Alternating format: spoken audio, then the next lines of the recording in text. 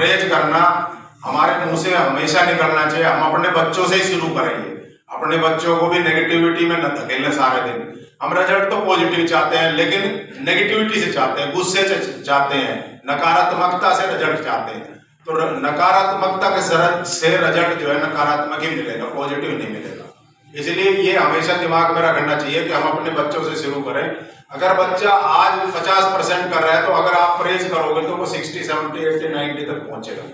लेकिन अगर हम उसको नेगेटिविटी से धकेलते रहेंगे और हाकेंगे उसको, तो बच्चा एक समय ऐसा आता है कि वो ये कहता है कि मैं जो करना मैं करूंगा, तुम्हें जो करना कर।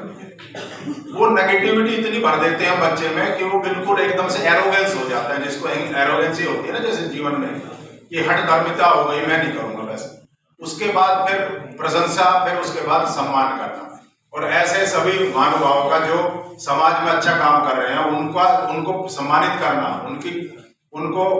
उनकी प्रेज करना, ये सबसे ज्यादा जरूरी है। अगर हम उनकी ऊर्जा बढ़ाना चाहते हैं, उनकी एनर्जी बढ़ाना चाहते हैं, या समाज में उनका दायरा बढ़ाना चाहते हैं, उनकी पहचान होनी चाहिए। उनकी पहचान तभी होती है जब हम उनका सम्मान करते हैं ऐसे सार्वजनिक कार्यक्रमों में। लेकिन आज मुझे ऐसा कई बार लगने लगता है कि जो अच्छा काम करता है ना उसको ज्यादा धकेलने की कोशिश करते हैं पीछे लोग, क्योंकि लोगों की एक मंडली बन चुकी है, अपनी अपनी मंडली बना ली है लोगों ने। अगर आप देखोगे कोई भी संस्था है तो उसकी एक अपनी मंडली है, कोई एक डेरा है तो उसकी एक अपनी मंडली है, कोई ऑर्गेनाइजेशन है तो उसकी एक मंडली है। अगर उसमें कोई भी आदमी एंट्री करना चाहे बढ़िया करके तो उसमें एंट्री नहीं करने देते लोग, क्योंकि एंट्री करने देंगे तो फिर वो उनसे ऊपर चला जाएगा। समस्या ये हो रही है आजकल कि अच्छे लोगों की कदर नहीं होती है। अगर अच्छे लोगों की कदर हो तो इस संसार में बहुत लोग अच्छे हैं, 90% नहीं तो 80% लोग तो अच्छे ही हैं, 20% खराब है। लेकिन हमारे जो अच्छे लोगों की समस्या ये है कि हम एक दूसरे का संगठित नहीं रहते, हम संगठन नहीं बनाते। और खराब लोग जब भी संगठन बना लेते हैं, अपने ऑर्गेनाइजेशन बना लेते हैं और हाथ से हाथ में मिला लेते हैं। तो इसलिए हमें अच्छे लोगों को संगठित रहना चाहिए, एक दूसरे को प्रमोट करना चाहिए, एक दूसरे को प्रोत्साहित करना चाहिए, एक दूसरे को प्रेज करना चाहिए।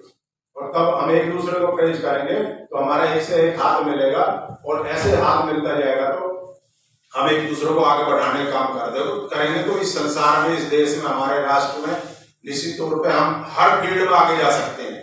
कोई भी फील्ड ऐसा नहीं है जिससे हम आगे ना जा सकते हो, क्योंकि जैसे हम खेलों में भी देखते हैं, सेल्फ डिफेंस सोसाइटी बच्चों को सुरक्षा देने का काम करती है, बच्चों को सुरक्षित रहना सिखाती है। लेकिन हम क्या करते हैं, स्पोर्ट्स में भी आप देखोगे तो हम जैसे ऐसे भाई भतीजावाद होता है कि भाई अच्छा खिलाड़ी है ना तो उसको धकेलने की कोशिश करेंगे पीछे, कि ये मेरी जाति का है, ये मेरे परिवार का है, ये मेरे रिश्तेदार है, उन्हीं को आगे बढ़ाने की कोशिश करने लगे रहते हैं। जो अच्छा है, टैलेंटेड है, उसको हम आगे आने नहीं देना चाहते। लेकिन सेल्फ डिफेंस सोसाइटी द्वारा एक कार्यक्रम रचा है, बहुत से हमारे साथी दिव्यांग भी यहाँ पे बैठे हैं, उनका भी अभिनंदन करता हूँ, नमन करता हूँ।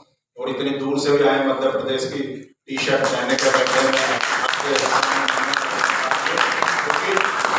हर व्यक्ति आज अपना राष्ट्र को कुछ देना चाहता है, और राष्ट्र को जिसका शरीर पूरा नहीं है लेकिन उसके दिमाग में जज्बा इतना जबरदस्त है, उसके मन में इतना जज्बा है कि वो भी अपने राष्ट्र को उत्थान की तरफ लेके जाना चाहते हैं। तो इसलिए बहुत सी चीजें ऐसी हैं जिनको उजाला देने की जरूरत है, जिनको प्रकाशित करने की जरूरत है।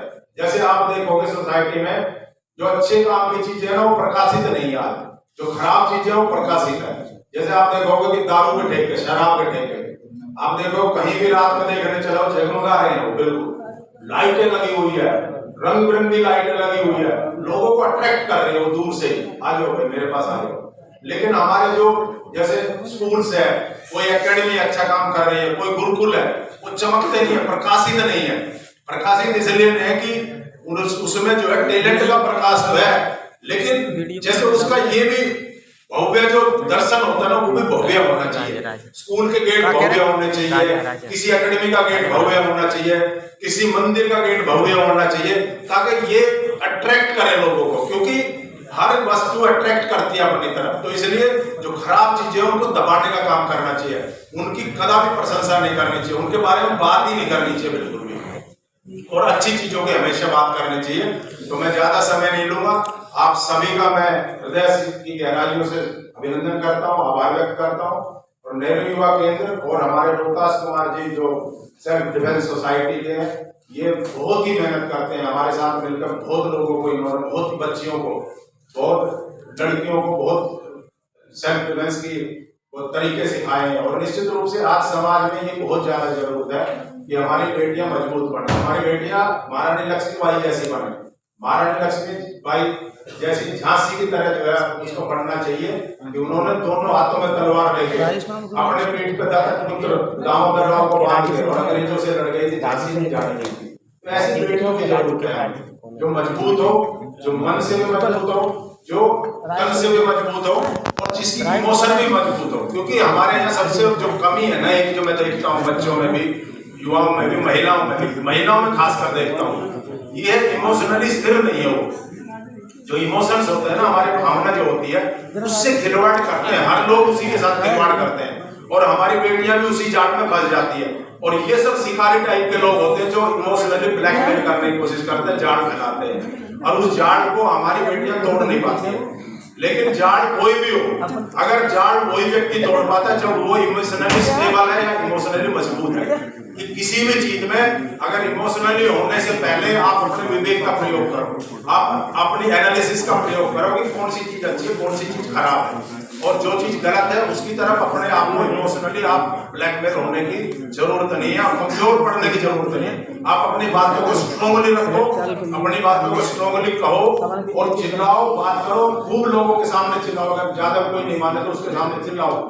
तो इसलिए इमोशनली बैलेंस रहने की जरूरत है। गीता में भगवान कृष्ण ने कहा कि जो मोह है या जो इमोशंस है उसको कमजोर नहीं पड़ने देना चाहिए किसी भी कीमत पे। अगर हम इमोशनली स्थिर हैं और इमोशनली मजबूत है तो हमेशा न्याय की बात करेंगे, हमेशा मजबूती की बात करेंगे। तो इसलिए मेरा निवेदन है सभी नौजवान साथियों, बेटियों से भी कि इमोशंस को मजबूत करें और इमोशनली स्थिर होने का प्रयास करें ताकि वो कमजोर ना पड़े, किसी को बहकाए ना जाए। तो आपका बहुत बहुत धन्यवाद। जय हिंद, जय भारत।